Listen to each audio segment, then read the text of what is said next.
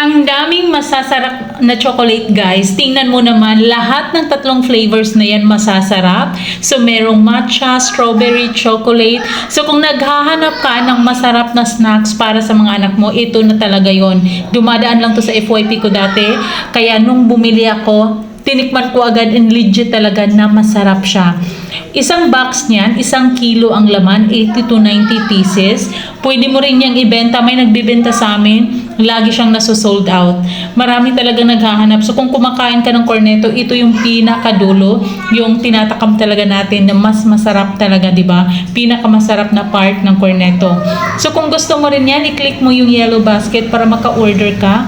Ang bilis lang ng kanilang delivery. Pwede mo rin tong pang giveaways.